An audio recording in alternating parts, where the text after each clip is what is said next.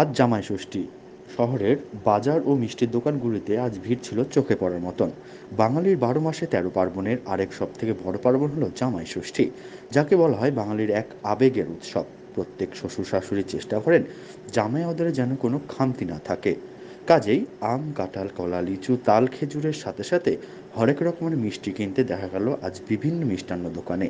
কোথাও শাশুড়ি জামাই আদরের জন্য মিষ্টি, মন্ডা, মিঠাই কিনতে দেখা গেল, আবার কোথাও দেখা গেলো জামাই বাবাজিকে শ্বশুর শাশুড়ির জন্য মিষ্টি কিনতে। নবদম্পতি থেকে শুরু করে সকল স্তরের মানুষ আজ বাজারে ভিড় জমিয়েছেন ক্রেতারা। কি ওইদিকে করবো? দাঁড়া।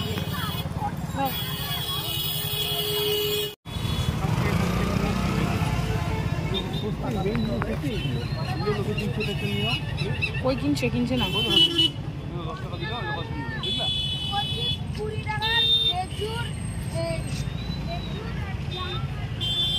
ঠিক আছে।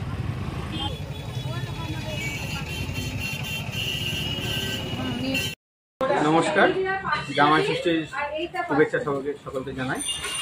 আনন্দ সুইটস থেকে আজকে জামাই ষষ্ঠী স্পেশাল হিমসাগর আমের দই করা হয়েছে, হিমসাগর আমের সন্দেশ আছে।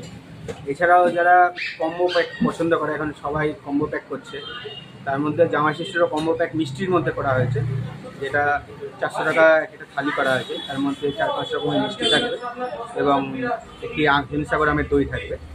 এছাড়াও প্রচুর আইটেম আছে, সন্দেশ থেকে শুরু করে রসের মিষ্টির সঙ্গে দইয়ের প্রচুর ভ্যারাইটি। কোথাও গিয়ে যেন ট্র্যাডিশন ছুটছে, মানুষ আবার সেই ছানাবড়ার দিকেই ঝুঁকছে, কি বলবেন? অবশ্যই মুর্শিদাবাদের ছানাবড়া একটা বিখ্যাত ছানাবড়া, বিখ্যাত মিষ্টির মধ্যে একটি।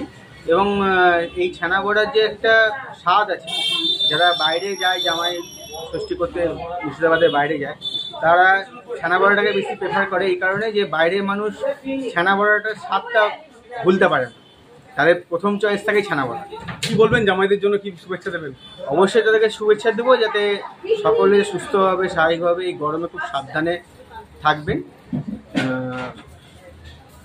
বেশি যেমন ডাক্তাররা যারা বলছে যে গাইডলাইন দিচ্ছে, সেই গাইডলাইনেও চলবে, যাতে সুস্থভাবে সমস্ত বাঙালিদের যত উৎসব 12 মাসে 13 পার্বণ, 13 পার্বণটা যেন সকলে সুস্থভাবে উপভোগ করতে পারে, সেদিকে লক্ষ্য রাখবে। কি নাম আপনার? সৌম্যজিৎ সাহা।